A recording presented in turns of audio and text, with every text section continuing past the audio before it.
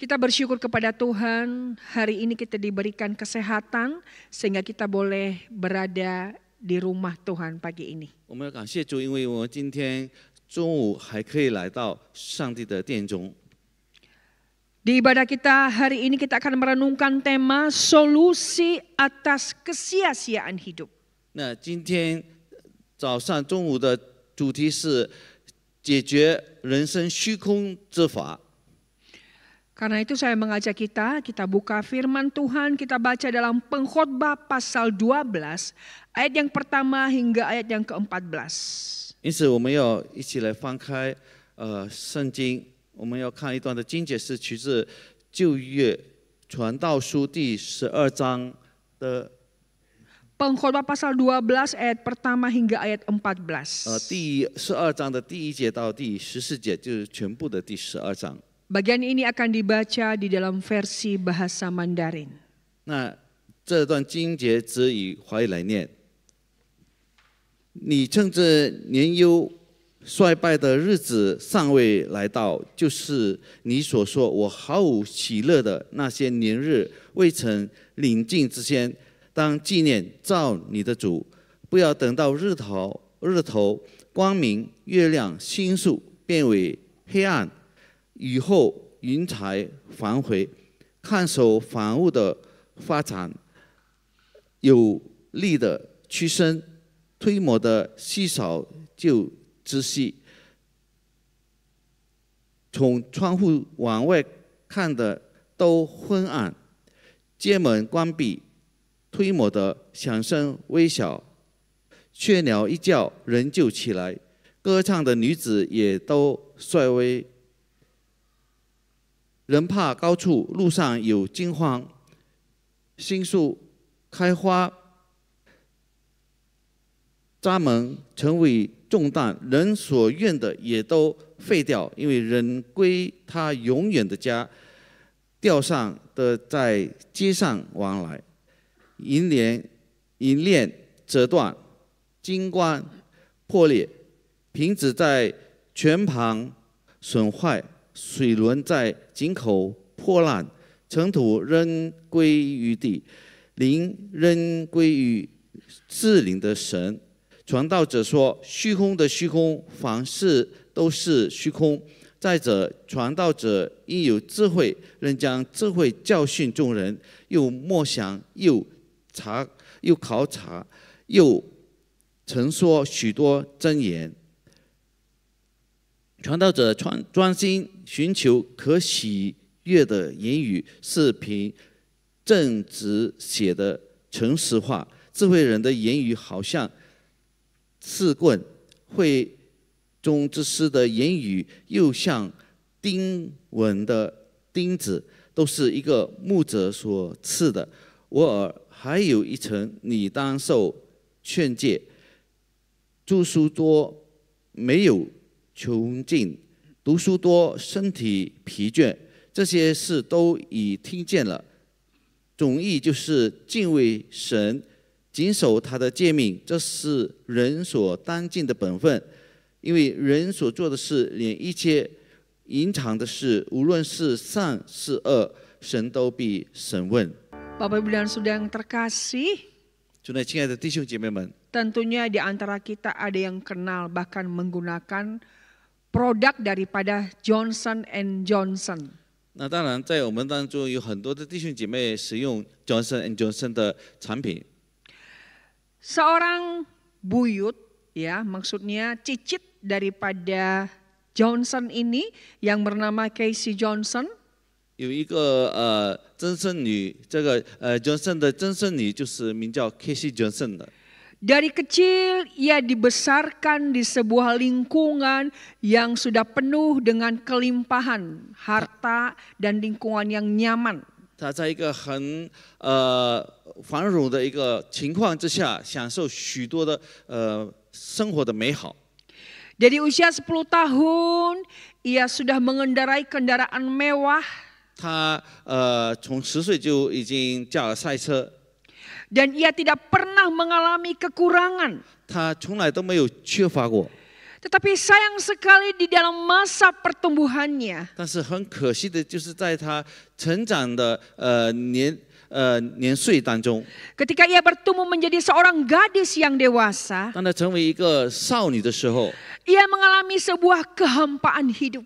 他经历了生活里的虚空， Sehingga di usia remaja itulah ia mulai meminum obat-obat terlarang seperti narkoba. 因此在他还少年的时候，就成为一个少女的时候，他就已经开始吸毒了。 Dan akhirnya dalam usianya yang ke-30 tahun, 但最后在他30岁的那一年， ia ditemukan dalam sebuah bungalownya di dalam keadaan sudah tidak bernyawa. 他在他的一个豪宅里面，已经人家发现他已经去世了。 Dan ternyata ditemukan ia sudah meminum obat terlarang itu melebihi dosis dengan sengaja membunuh dirinya. 那就是因为他就过量用药，就是那个吸毒，为了要结束他的生命。 Meskipun ia dibesarkan di dalam keluarga yang penuh dengan kemewahan, popularitas, ketenaran, 虽然他是在一个很繁荣的一个家庭里面，很出名的一个家庭里面，成长， tapi ternyata ia merasakan hidupnya sia-sia sehingga ia mengakhirinya begitu saja. 但是他总觉得他的生命是虚空的，因此他就结束了他自己的生命。 Bapak Ibu, kalau kita melihat sekitar kita, banyak orang juga hari ini mengalami bahwa hidupnya itu sia-sia dan tidak ada tujuan. 那弟兄姐妹们，在我们的周围，我们也能够看到有许多人会觉得他们的生命是没有目标，而且是虚空的。 Ada banyak orang melakukan pelarian melalui obat-obat terlarang, pergi ke night club dan lain sebagainya. 有的人是以去夜总会去吸毒，去逃避这个事实。 Bahkan ketika seseorang benar-benar jatuh down, berada di titik nol, ia merasa bahwa hidupnya tidak ada arti. 那甚至当一个人在他最低点的时候，他就觉得他的生命是没有意义。 Sehingga fenomena beberapa terakhir ini kita melihat banyak orang-orang melakukan tindakan bunuh diri. 因此最近我们就会发现有很多人他们自尽。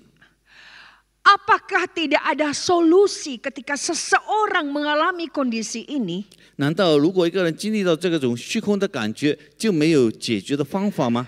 Ketika seseorang mengalami titik nol di dalam hidupnya, 当他在他的最低的那个情况当中， dari ayat yang kita baca hari ini sesungguhnya ada solusi atas kesia-siaan hidup. 我们可以学习到，在人的最低点，他还能够找到解决这个虚空的方法。 Solusi yang pertama, 第一个方法是， mengingat Sang Pencipta, Sang Pemberi hidup. 那我们要记住创造我们的主。 Dalam ayat yang pertama pasal 12 dikatakan oleh pengkhotbah, ingatlah akan Penciptamu. 那在传道书的第12章的第1节，这里有第1节的下半节有说，当纪念造你的主。 Timothy Keller di dalam bukunya Making Sense of God menulis, Timothy Keller 在他的一本书里面这样写。 tanpa pandangan yang benar tentang Tuhan, hidup ini seolah-olah berputar di sekitar lingkaran yang tidak pernah berujung, ibarat sebuah perjalanan yang selalu membawa kita ke titik awal lagi. 那如果我们没有正确的看法的话，我们会觉得这个生命一直在绕圈，而且是我们每一次都是重新再来，重新再来。 Dan dia berkata, semua usaha kita dalam mencapai makna dunia ini pada akhirnya menjadi sia-sia tanpa hubungan dengan Sang Pencipta. 而且我们如果没有跟创造我们的主有个好的关系或者关系，我们就会发现我们的生命在世上是没有意义，也是虚空的。 Pengkhotbah mengingatkan kita bahwa solusi atas kesia-siaan hidup adalah kita harus kembali kepada Pencipta dan memiliki hubungan relasi dengan Dia. 那传道书的作者他认为，就是所罗门王，他认为我们要回到与上帝的这个关系的美好的关系当中，才能够有解决虚空的这个方法。 Mengapa? Karena pencipta menciptakan kita dengan sebuah tujuan. 因为创造者他创造了我们，就是他的创造物设为了一个目的。 Manusia dirancang untuk sebuah tujuan kekal. 那主在那边创造我们，是为了一个永恒的目的。 Dan karena itu ketika kita mencari arti hidup di dalam hal-hal yang sementara, kekayaan, harta, popularitas, itu akan membuat semua menjadi sia-sia. 因此，当我们把我们的寻找的焦点放在那些暂时的事物，那一切都会变成虚空的。 Dan solusinya untuk memaknai hidup adalah kembali kepada Allah, mengingat Sang Pencipta dan mengenalnya sebagai pusat hidup kita. 那么要解决这个虚空的事情，我们要再次的回到来纪念我们的创造者，就是我们的主。 Artinya mengingat Sang Pencipta adalah kita harus mengalihkan fokus kita dari hal-hal yang sementara. 就是我们要把我们焦点从暂时的事情挪开。 移开， dan beralih kepada Tuhan yang menciptakan kita. 我们要去仰望那创造我们的主。 Di dalam perikop ini, pengkhotbah menulis, ingatlah akan penciptamu pada masa mudamu. 那在这里也写，传道书也写，在你年轻的时候，你要纪念你的创造者。 Kata di dalam bahasa Alkitab, ingat di sini bukan hanya sekedar mengingat.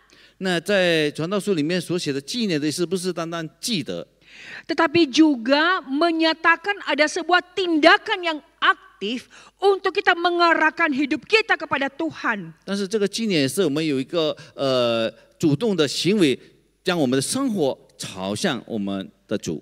Ada sebuah tindakan bagi kita untuk mengakui Tuhan dan menjadikan Dia yang utama di dalam hidup kita. 有一个行为在我们的生活当中，就是为了承认主的存在，而且他是在我们生活中是居首位的。 Karena hidup kita bukan hanya sekedar tentang mengejar kesenangan atau mengejar pencapaian untuk sukses. 因为我们的生活，我们的生命不是为了去追求所有的成功，所有的出名， Tetapi kita adalah mengejar dan menemukan tujuan yang lebih besar di dalam Tuhan. 但是我们要去追求，要去寻求在主里面更大的目的。 Dalam ayat yang kedua di sana pengkhotbah mengatakan sebelum tiba hari-hari yang malang. 在传道书第12章的第2节里面，就是说，不要等到那些 ayat 1. 不要等着那些衰败的日子。 Ya. Di dalam bahasa Alkitab, hari-hari yang malang di sini adalah bahwa di depan kita itu ada sebuah tantangan kesulitan yang tidak bisa dielakkan. 就是说，在我们的前面有许多的挑战，许多的困难是我们无法避免的。 Dan kalau kita baca di dalam ayat yang kedua, yang ketiga, semua itu mengarah bahwa manusia ini ketika dia muda akan menuju kepada masa tua. 那在第2节、第3节描述的就是，当一个人在年轻的时候，他一直会走向他年老的时候。 Dikatakan di dalam ayat yang kedua dan kegelapan. 在第2节里面说，黑暗。 Ya. Sebelum matahari dan terang, hujan dan bintang menjadi gelap.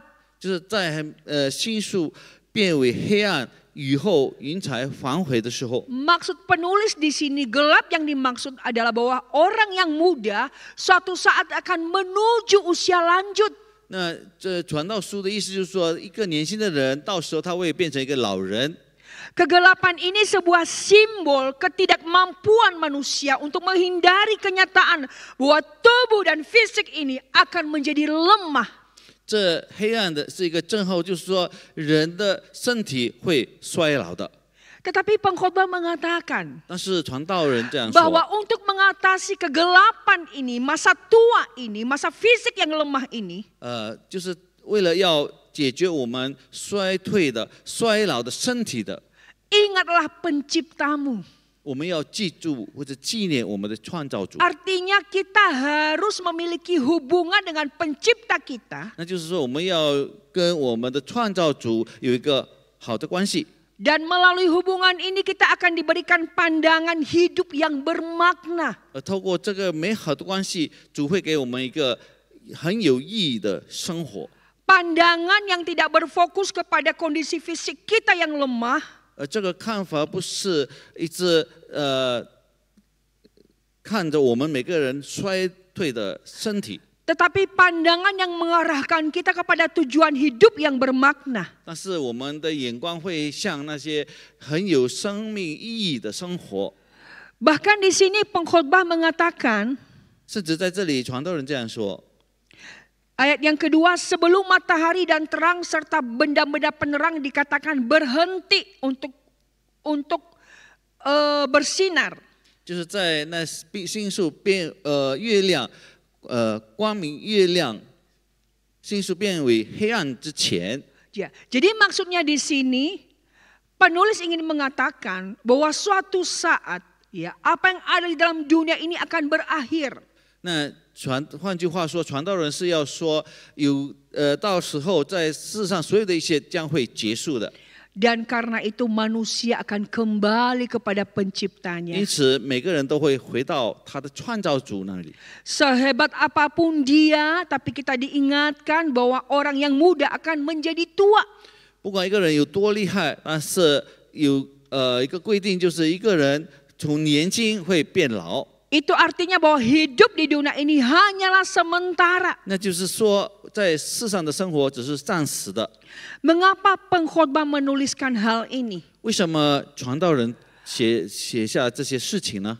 Pengkhotbah ini ditulis oleh Raja Salomo. 这个传道书是一个以色列王，就是所罗门王写 Siapa 的。 Raja Salomo? 所罗门王是谁呢？ Bapak Ibu yang terkasih, 亲爱的弟兄姐妹们， kerajaan Israel mencapai puncak kejayaan pada masa pemerintahan Raja Salomo. 以色列国家的这个经济的繁荣的高峰，就是在所罗门这个王手中的。 Pengkhotbah mencatat bahwa belum pernah muncul raja yang hebat sebelum dan sesudah Raja Salomo. 在传道书里面有说，在所罗门王之前和所罗门王之后，没有一个皇帝会像他一样。 Wilayah kekuasaan Israel yang terbesar dan terluas dicapai pada masa pemerintahan Salomo. 最大的这个以色列国家的这个地是在所罗门王时候所得到 Kekayaan 的。 Raja Salomo melebihi kekayaan ayahnya Raja Daud. 那所罗门王的这个钱财是超过他的父亲大卫王的钱 Dan 财。 Alkitab mencatat hikmat, kebijaksanaan yang dimilikinya tidak pernah ditemukan oleh raja sebelum dan sesudahnya. 而且圣经也记载，这就是在这所罗门王之前和所罗门王之后，再也没有一个人有他那样的聪明智 Dan 慧。 bahkan Raja Salomo memiliki 1000 istri. 甚至所罗门王他有1000个妃， Kehebatannya ini luar biasa. 这是一个很非凡的一个成绩。 Boleh dikata seluruh kenikmatan dunia sudah dialami oleh Raja Salomo. 我们可以说，世上所有的享受，所罗门王都享受过了。 Kekayaan, ketenaran, kekuasaan semua udah dimilikinya. 财产、名誉、就出名，还有所有的掌权他都拥有过。 Tetapi di akhir hidupnya dia menulis pengkhotbah ini. 但是在他年老的时候，他写了这个传道书。 Kalau kita membaca pengkhotbah dari pasal 1 hingga pasal 11, kita seolah-olah sedih. 如果我们读传道书第一章到第11节，我们会觉得很难过。 Dia menulis ada orang yang berjerih lelah, berusaha keras mendapatkan kekayaan, tetapi sayang dia nggak bisa menikmati. 他在那边是说，有一些人他很勤奋的、很勤劳的去蓄积他的钱财，但是他很可惜的，他无法享受。 Dan ada orang yang sudah berusaha memiliki segala sesuatu, tetapi ternyata itu pun bagi dia semua sia-sia. 但是也有一些人，他们不断的去累积许多的东西，但是到头来他这些东西对他都没有意义。 Mengapa Bapak Ibu? 为什么呢？ Karena Salomo sudah menyimpulkannya di dalam ayat yang ke-12 pasal 12 ayat 1. 因为所罗门王已经在传道书12章的第1节里面给了 Ingatlah 一个结论， penciptamu. 你要纪念创造你的主。 Hal ini menyentuhkan arti bahwa sebagai pencipta kita harus memiliki hubungan dengan pencipta kita. 那在这里就是说明说，我们成为一个创造物，一定要跟我们的创造主、创造者有好的关系， Membangun hubungan yang benar. 正确的建立一个正确的关系。 Selama kita tidak menjalin hubungan dengan pencipta kita, mengalami hubungan itu dalam Yesus Kristus, maka semua pencapaian kita adalah sia-sia adanya. 只要我们还没有与我们的创造主建立一个美好的关系，我们所有的成绩、所有所积累的事情都是没有意义的。 Ada begitu banyak orang bekerja dari pagi, berjuang, berusaha untuk sampai malam sehingga yang ada kelelahan. 有的人从早到晚不断的在那边殷勤的工作，到晚上他觉得很疲倦了。 Tetapi semua itu pencapaian itu akan sia-sia jikalau seseorang tidak memiliki hubungan dengan Allah. 但是他所有的成绩所得到的东西，到头来都是虚空了。如果他没有跟他的创造主有一个好的关系， Hubungan yang dimaksud di sini adalah 在这里所指的这个关系是， hubungan yang dibangun yang berakar di dalam Yesus Kristus. 那就是借着主耶稣成为我们的根基去建立的这个关系。 Karena hanya melalui Yesus Kristuslah satu-satunya jalan untuk kita mengenal Sang Pencipta itu. 因为就是透过主耶稣，才是我们唯一能够认识创造我们的上帝的这个之路。 Bapak Ibu yang terkasih, 弟兄姐妹们， Salomo di dalam segala pencapaiannya pada masa tuanya dia menemukan 在他年老的时候，年终的时候，所罗门就发现到， ingat Pencipta pada masa muda. 你要当你年幼的时候纪念创造主。 Mengapa Salomo menekankan masa muda? 为什么所罗门特别强调或者注重这个年幼的时候？ Karena di dalam ayat-ayat berikut Salomo melihat bahwa orang itu dari muda kemudian terus bertambah umurnya hingga pada masa tua dan kembali menjadi debu. 因为所罗门在接下的几节，在第12章里面，传道书12章里面述说了，人是从年幼的时候慢慢的变老，老了以后就死了，就变成灰尘了。 Supaya pencapaian itu yang diraih pada masa muda itu sehingga pada masa tua tidak akan menjadi sia-sia. 所以在当他年幼的时候所得到的这个成绩、所积累的事情，到年老的时候不是成为一个虚空的事情。 Maka seseorang harus mengenal penciptanya dan membangun hubungan dengan dia. 不止一个人要认识创造他的主，而且建立一个美好的关系。 Mengenal Sang Pencipta itu juga artinya kita mengakui Dia berdaulat atas hidup kita. 那认识我们的创造主，也等于是我们也承认他在我们生命中所长的权威。 Sebagai ciptaan, 我们成为创造物， membangun hubungan dengan Pencipta artinya kita mau berserah kepada Dia yang mengatur jalan hidup kita. 我们要建立跟创造物跟创造者建立一个关系，就是等于我们要投降于他，让他安排，让他掌管我们的生命。 Mengenal Sang Pencipta itu artinya kita mau tunduk di dalam kedaulatan, pimpinan, pengaturan Sang Pencipta kita. 那认识我们的上帝，也包括我们要降服上帝所有的安排、所有的权威、所有的计划。 Artinya adalah 那就是说， dalam keadaan sehat, sakit, baik, buruk, gagal, berhasil, kita berserah penuh kepada Pencipta kita. 那就是说，在我们不管是在健康的时候、生病的时候、逆境、好境、任何的情况当中，我们都要降服于他。 Kenapa di dalam keadaan-keadaan tertentu kita mengalami bahwa hidup ini sia-sia? 为什么在某些情况，我们会觉得我们的生命是虚空的呢？ Karena kita belum berserah penuh. 因为我们还没有完全的交托。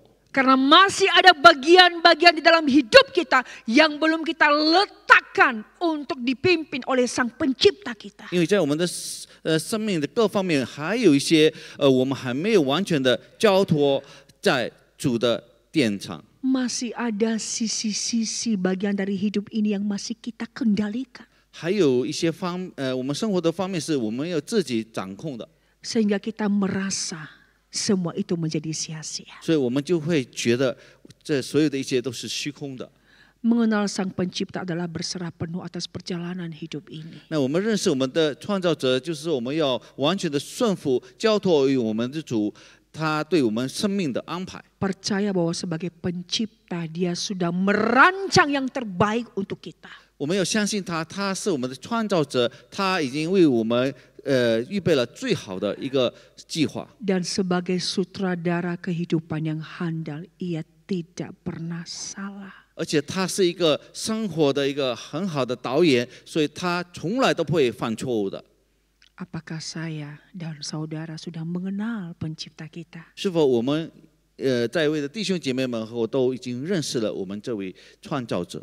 Kenallah dia melalui Tuhan Yesus Kristus. 我们要透过主耶稣基督去认识我们的创 Yang 造者。 kedua, 第二点， solusi atas kesia-siaan hidup adalah takut akan Allah. 那第二个的就是解决我们人生虚空的之法，就是要敬畏上帝。 Pasal 1 sampai pasal 11 pengkhotbah semua menceritakan tentang kesia-siaan hidup. 那传道书的第1章开始到第10章都是描述了生命的虚空。 Kitab pengkhotbah dimulai dengan pernyataan tegas bahwa segala sesuatu sia-sia. 那传道书的开端就是强调所有的一切都是虚空的。 Namun di dalam pasal 12 ini menutup kitab pengkhotbah dengan sebuah jawaban akhir. 但是在这个第12章最后的一章里面，已经给我们一个很好的一个结论， Bahwa solusi atas kesia-siaan hidup adalah takut akan Allah dan menaati perintahnya. 那解决人生虚空之法，就是要敬畏上帝，而且要顺服他的典章。 Ini adalah solusi final di mana ayat ini menyatakan bahwa hidup hanya memiliki makna sejati ketika manusia hidup sesuai dengan rancangan Sang Pencipta. 那传道人的最后的结论就是一个人要能够达到上帝讨上帝喜悦的心，他就要完全的顺服上帝，以敬畏上帝的心而生活。 Artinya hidup takut akan Allah dan menaati perintahnya itulah inti daripada hidup manusia. 那人生的载地就是要敬畏上帝，并且完全的顺服他的旨意。 Hidup rasa takut akan Allah di sini bukan di dalam makna negatif yang menakutkan. 在这里敬畏上帝不是有负面的意义， Tetapi melainkan rasa takut karena hormat, kagum dan percaya kepada Allah. 但是我们在这里的敬畏，是因为我们很尊重他、很崇高他和尊敬他的意思。 Takut akan Allah di sini adalah sebuah pengakuan bahwa Ia yang berkuasa atas hidup kita. 那敬畏上帝的这个主要的意义，就是我们承认他是掌管我们生命的主宰。 Dan karena itu kita tidak akan berjalan sendiri tetapi selalu melibatkan Dia dalam seluruh aspek hidup kita. 因此，我们不会独自一个人行走，但是我们要让他参与在我们的每个人生活的决定当中。 Takut akan Allah berarti mengakui bahwa Allah memiliki hak penuh atas hidup kita. 那敬畏上帝，也就是说，上帝有完全的这个权势来安排我们每个人的生活。 Termasuk di dalam keputusan-keputusan yang kita ambil, kita mau berserah dan menundukkan diri kehendak kita di bawah kehendaknya. 就是也包括我们每个人所做的决定，我们愿意降服于他的旨意，而不是凭着我们自己的情欲去行事。 Mengakui Allah sebagai pencipta adalah juga sekaligus mengakui Dia sebagai Bapa kita. 我们承认主成为我们的Bapa, sebagai Bapa. 成为天父，就是说他也是我们的生活的掌管者。 Jadi ketika kita hidup takut akan Allah, 所以如果我们敬畏上帝的话， kita mengakui sebagai Bapa, Dia yang mengatur jalan hidup kita. 他是我们的天父，他会安排我们每个人的生命旅途。 Dan karena itu kita mau berpegang pada perintah-perintahnya. 因此，我们要遵守他的诫命， Karena kita percaya sebagai Bapa yang baik, 因为我们相信他是我们好的天父。 peraturan-peraturan yang Dia buat itu bukan untuk menyiksa kita atau menekan kita. 他所有的诫命不是为了要困锁我们，不是为了要使我们难受。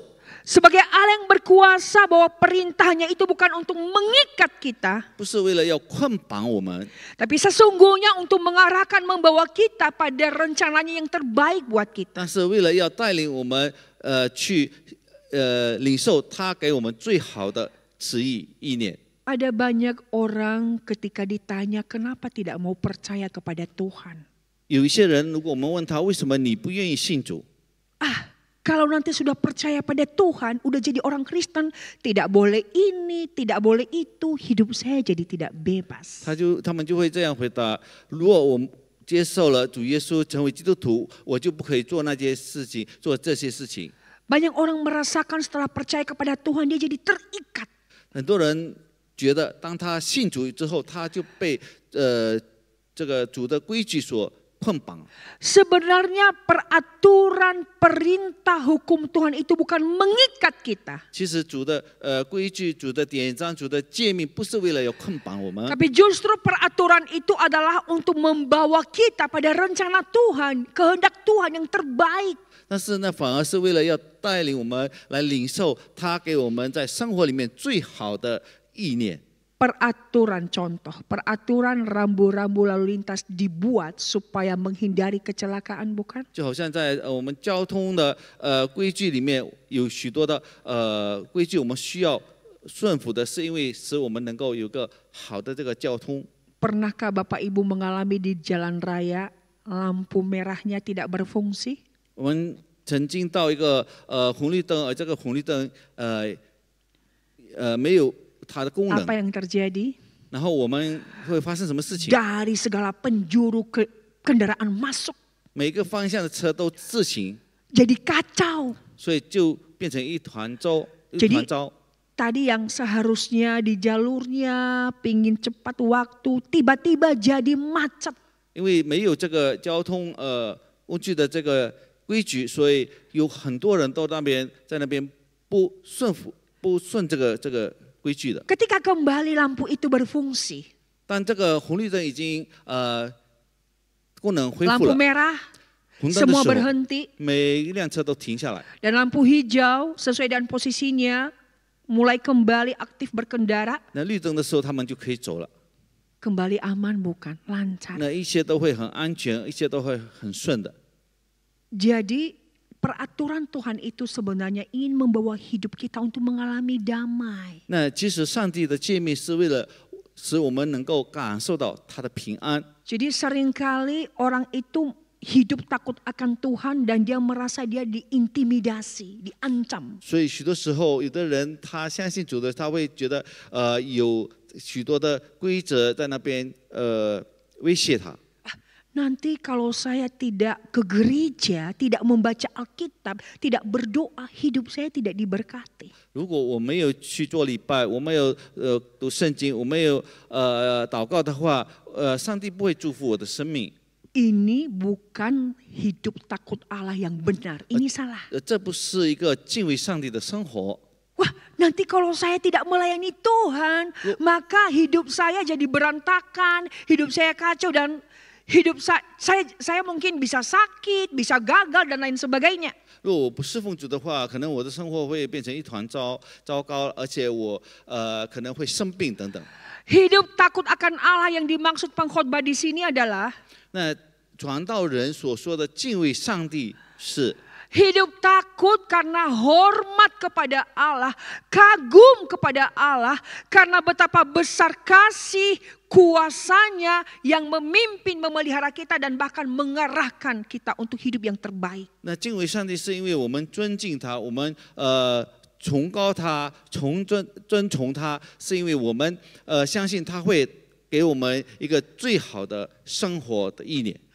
Dan di sini juga pengkhotbah mengingatkan kita kenapa kita hidup takut akan Allah. 而且在这里，传道人也不断的提醒我们，为什么我们必须敬畏上帝。 Karena di ayat 14 dikatakan bahwa suatu saat nanti semua perbuatan orang, baik yang tersembunyi maupun yang tidak tersembunyi, akan mendapatkan penghakiman dari Tuhan. 因为在第14节里面很清楚的告诉我们，人所做的事，连一切隐藏的事，无论是善是恶，神都必审问。 Nah, tetapi hal ini bukan merupakan ancaman bagi orang yang sudah percaya kepada Tuhan.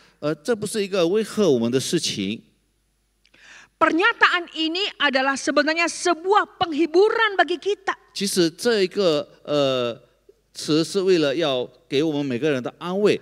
Bahwa pada waktunya Tuhan akan tampil menjadi hakim atas seluruh perbuatan kejahatan dan dosa. 就到时候主会成为我们每个人的这个最公平的审判官。 Dan orang yang percaya kepada Tuhan akan mengalami makna hidup yang benar di dalam Dia dalam kekekalan. 而且相信主的人，真正相信主的人，会在永恒里面享受到主这个美好的旨意，在这个永恒的生活里面。 Jadi hidup takut akan Allah ini juga adalah sebagai motivasi kita untuk hidup bertanggung jawab, hidup benar sesuai dengan perintah Tuhan. 那这个敬畏上帝也是为了使我们能够负起我们每个人的生活的或者生命的责任，而且我们要敬畏他。 Sebagai orang sudah percaya kepada Tuhan, 成为一个信主的人， apakah kita juga sudah mewujudkan hidup takut akan Allah? 是否我们已经实现了敬畏上帝的生活？